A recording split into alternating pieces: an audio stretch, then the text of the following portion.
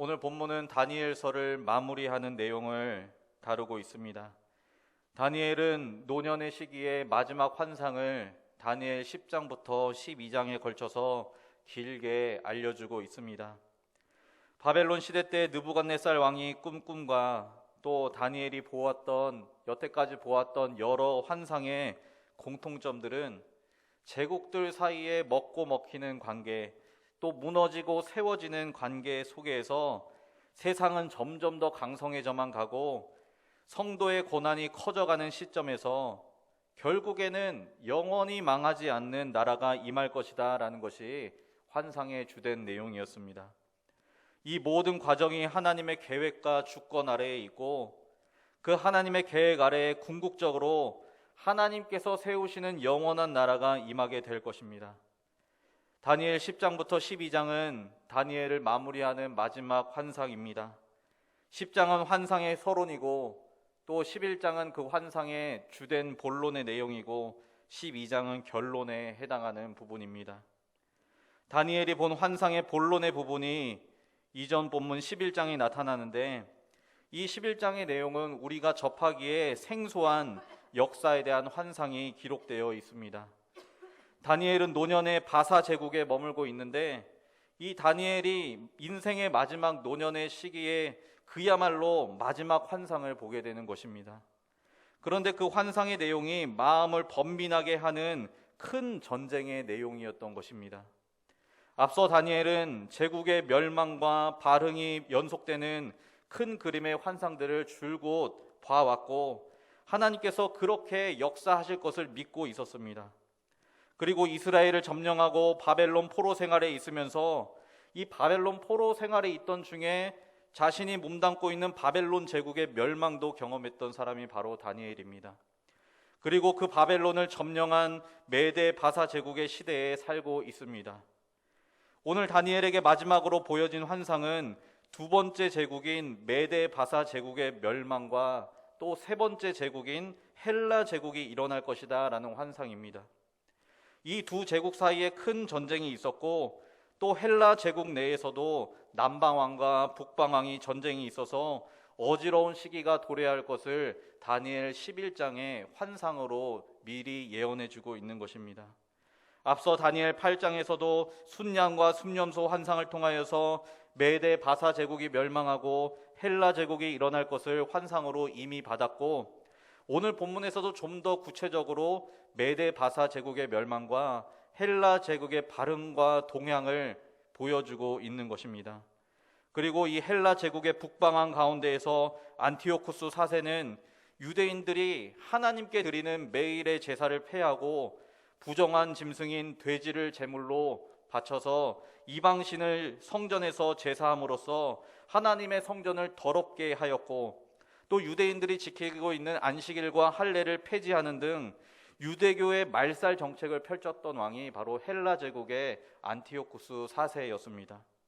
이처럼 헬라 제국 역시 성도들에게 고된 환난을 가함으로써 이 세상의 권력으로 인해 성도들이 쉽지 않는 박해의 삶을 살아간다는 환상을 다니엘이 받은 것에 대해서 마음이 슬펐던 것입니다. 그리고 힘도 빠져 있는 상태에 있었습니다. 그리고 실제로 이 일은 예수 그리스도께서 태어나시기 전에 신구약 중간기 시대 때 실제로 일어난 일이기도 합니다. 그리고 나서 이 어지러운 환상의 본론을 다 받고 마지막으로 12장에서 환상의 결론을 받게 됩니다. 다니엘 12장은 그때라는 말로 시작하는데 이것은 1차적으로 11장의 내용을 받는 말입니다. 헬라 제국이 생겨나서 남방왕과 북방왕으로 나뉘어서 패권 다툼을 하고 또 안티오쿠스 4세의 유대교 말살 정책이 일어난 그때를 의미합니다만 12장의 전체적인 문맥으로 보아서는 이 세상 세력이 점점점 득세하고 활개치는 말세를 가리키기도 한다라는 것입니다. 그 근거가 다니엘 11장 36절의 이하의 내용 때문입니다. 다니엘 11장 36절의 이하의 내용은 헬라 제국의 안티오쿠스 4세를 끝으로 하지 않습니다. 36절에 보시면 그 왕은 자기 마음대로 행한다라고 말씀하고 있는데 자기 마음대로 행하는 왕은 종말의 직전까지 세상에 일어나는 권세들을 뜻하는 대상이 바로 자기 맘대로 행하는 왕이다라고 가리키고 있는 것입니다. 그래서 이 자기 맘대로 행하는 왕에 대해서 학자들이 역사 속에서 구체적으로 찾아보려고 했지만 쉽게 찾지 못했습니다. 그래서 자기 마음대로 행하는 왕에 대해서 정리하기를 말세에 나타난 많은 이들을 미혹하고 성도들과 그리스도를 대적하는 적그리스도의 출현으로 설명합니다. 그래서 다니엘이 받은 환상의 이 범위는 이 세상 끝날에 예수 그리스도께서 재림하기 직전에 일어날 사건까지 범위가 확장되는 것입니다. 그렇게 해석해야만이 12장 내용인 끝날의 내용과 자연스럽게 연결이 되기도 하는 것입니다. 다니엘 12장의 내용은 마치 요한계시록의 내용과 많이 닮아 있습니다. 군주 미가엘이 사탄을 상징하는 용과 싸우는 내용이 요한계시록 12장에 나타나 있고, 또 오늘 본문 1절에서도 큰 군주 미가엘이 일어날 것이라고 말씀하고 있습니다. 그리고 1절 마지막 부분에 책에 기록된 모든 자가 구원을 받을 것이다 라고 말씀하면서 이 세상의 끝날에 일어날 사건에 대해서 분명하게 말씀해주고 있는 것입니다. 책에 기록된 사람은 하나님 나라의 백성 명부에 기록된 자들입니다. 하나님께서는 이 세상의 권력과 박해로 인해서 고통받고 있는 성도들의 이름을 기억하고 책에 기록하신다라는 것입니다. 우리가 살면서 잊지 않도록 메모를 하듯이 하나님께서도 책에 그 이름들을 기록하십니다. 물론 하나님께서 기억력이 나빠서 책에 기록하시는 것이 아니라 하나님께서 구원하시는 그 나라 백성들의 명부를 영원히 증거물로 남게 하시기 위해서 기록하시는 것입니다. 또 오늘 본문 12장 2절에서는 자는 자들의 부활의 내용을 담고 있습니다. 2절과 3절 말씀입니다. 땅의 티끌 가운데서 자는 자 중에서 많은 사람이 깨어나 영생을 받는 자도 있겠고, 수치를 당하여서 영원히 부끄러움을 당할 자도 있을 것이며, 지혜 있는 자는 궁창의 빛과 같이 빛날 것이요, 많은 사람을 옳은 대로 돌아오게 한 자는 별과 같이 영원토록 빛나리라 라고 말씀하십니다. 예수 그리스도께서 재림하시는 끝날에 많은 사람이 부활할 것인데 영생을 받는 자들도 있을 것이고, 또 영벌을 받아서 부끄러움을 당할 자도 있으며, 특히 영생을 누리는 자들 중에는 궁창의 빛과 같이 빛나는 지혜로운 자들도 있을 것이고, 별과 같이 영원토록 빛나는 자들도 있을 것입니다. 즉 살면서 지혜 있는 자들은 많은 사람을 주님께로 돌아오는 자들이 지혜 있는 자다라고 오늘 본문에서 말씀하십니다. 그리고 그들을 하나님께서 별과 같이 영원토록 빛나게 하실 것이다 라고 말씀하십니다. 그래서 3절에서 성도들의 시대적 사명이 나타나게 되는 것입니다. 성도들의 사명은 하나님께서 주시는 지혜의 말씀을 가지고 그 말씀을 나누어서 많은 사람들을 진리의 길로 주님께로 돌아오게 하는 사명이 있는 것입니다. 헛된 길을 걷고 있는 자들에게 올바른 길을 제시해주고, 그 올바른 길이 오직 예수 그리스도라는 것을 전하면서 예수 그리스도를 통한 구원의 복음을 제시하는 사명이 주어진 것입니다. 그래서 성도들은 말씀의 은혜를 베푸는 삶을 살아야 하는 것입니다. 하나님께서는 그 많은 사람들을 돌아오게 하는 말씀의 길을 걷는 자들에게 특별히 그 사람들을 기억하시고 빛나게 하실 것이다 라고 3절에서 말씀하십니다. 이 진리의 복음 전파 사명이 시급함을 예수님께서도 직접 말씀하셨습니다. 예수님께서 승천하실 때 제자들에게 주신 명령이 무엇입니까? 예수님께서는 제자들에게 많은 명령을 주시지 않았습니다. 가장 크고 높은 지상 대명령은 한 가지만 주신 것입니다. 마태복음 28장 18절과 18절부터 20절에 이렇게 말씀하고 있습니다. 예수께서 나와 말씀하여 이르시되 하늘과 땅의 모든 권세를 내게 주셨으니 그러므로 너희는 가서 모든 민족을 제자로 삼아 아버지와 아들과 성령의 이름으로 세례를 베풀고 내가 너희에게 분부한 모든 것을 가르쳐 지키게 하라. 볼지어다 내가 세상 끝날까지 너희와 항상 함께 있으리라 하시니라 라고 말씀하셨습니다. 예수님께서는 세상 끝날까지 함께 하시겠다고 약속하면서 성도들에게 주시는 명령은 모든 민족을 제자로 삼아 삼위 하나님의 이름으로 세례를 베풀고 하나님의 말씀을 가르쳐 지키게 함으로 사람들을 진리의 길로 돌아오게 하는 사명을 최우선으로 감당할 것을 명령하시고 승천하신 것입니다. 이 세상의 환난과 근심, 박해와 같은 세상의 권세가 우리를 흔들지라도 우리가 끝날까지 다해야 하는 사명은 오직 진리의 말씀을 전하고 사람들을 옳은 대로 돌아오게 하는 사명을 감당해야 하는 것입니다. 이 말씀이 하나님께서 다니엘 선지자에게 환상으로 보여주신 것이고, 또 예수님께서 말씀하신 그 신약의 말씀을 통하여서 그 하나님의 뜻을 확증하신 것입니다. 천사는 다니엘에게 오늘 본문에서 말씀을 간수하고 봉함할 것을 두 번에 걸쳐서 명령하고 있습니다. 4절에 보시면 다니엘아 마지막 때까지 이 말을 간수하고 이 글을 봉함하라. 또 9절에 보시면 그가 이르되 다니엘아 갈지어다 이 말은 마지막 때까지 간수하고 봉함할 것이니라 라고 명령합니다. 간수하고 봉함하라 라는 뜻은 비밀 위에 간수하고 꽁꽁 숨겨두라 라는 뜻이 아닙니다. 하나님의 말씀에 조그만 오류나 부패의 말씀이 섞여서 혼잡해지지 않도록 확실하게 보존하라 라는 뜻입니다. 정확무하고 영감 있는 하나님의 말씀으로 순수하게 보존할 것을 하나님께서 명령하고 계시는 것입니다. 하나님의 말씀만 순수하고 깨끗하게 보존할 때에, 오직 하나님의 말씀으로만 보존할 때에 성도들의 입술을 통하여 하나님의 정직하고 깨끗한 말씀만 선포될 수 있는 것입니다. 자신의 생각과 어줍지 않은 지식으로 말씀을 해석하는 것이 아니라 성령께서 주시는 감동과 인도하심으로 해석하는 것도 하나님의 말씀을 간수하고 봉함하는 일에 해당합니다. 하나님의 말씀에 대해서만 하나님만 드러나고 하나님만 역사하시도록 자신의 생각과 주장을 내려놓는 일도 하나님의 말씀을 간수하고 봉함하는 일입니다. 이 일을 예수 그리스도께서 재림하시는 그날까지 감당할 것을 다니엘을 통하여서 환상으로 명령하고 있는 것입니다. 천사들은 다니엘에게 말세의 구체적인 때를 또 알게 하여 주십니다.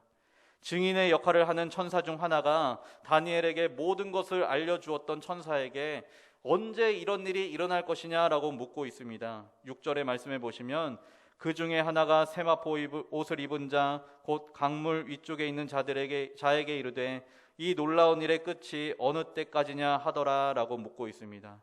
그러자 그 질문에 대한 대답이 7절 말씀입니다. 내가 들은즉 그 세마포 옷을 입고 강물 위쪽에 있는 자가 자기 위에 좌우 손을 들어 하늘을 향하여 영원히 살아계시는 이를 가리켜 맹세하여 이르되 반드시 한때 두때 반때를 지나서 성도의 권세가 다 깨지기까지이니 그렇게 되면 이 모든 일이 다 끝나리라 하더라 라고 말씀합니다. 이 한때 두때 반때라는 시간은 성도들에게 가하는 핍박의 기간입니다. 그 성도들이 받는 박해의 기간이 다 끝나야 모든 것이 다 이루어질 것이다 라고 말씀하고 계십니다.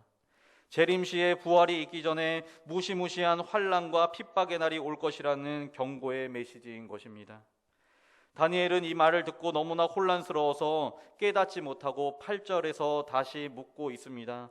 그러자 그 대답이 9절의 말씀입니다. 다니엘아 갈지어다 이 말은 마지막 때까지 간수하고 봉함할 것임이니라 라고 말입니다. 너무 지나치게 이 환난의 때에 집착하지 말라라는 의미입니다.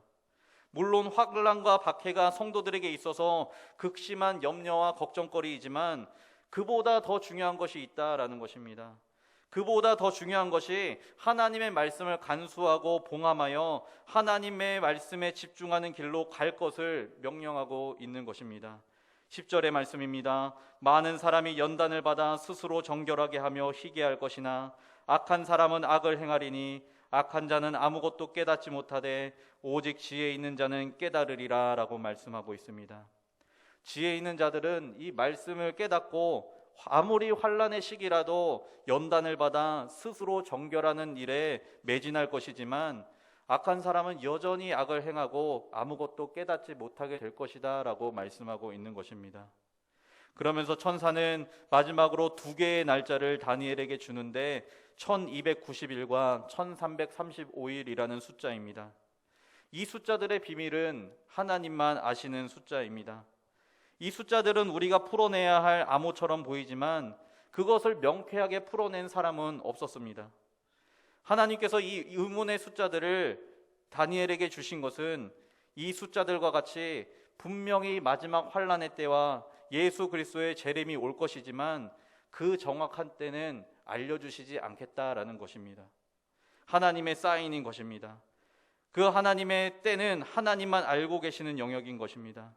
분명히 재림의 때, 마지막 때는 올 것이니 너희가 필요한 것은 다 받았으니 이제 현실로 돌아가서 하나님께서 정하신 그때까지 진리의 말씀을 잘 간직하고 성도답게 진실하게 살아갈 것을 명령하고 계시는 것입니다.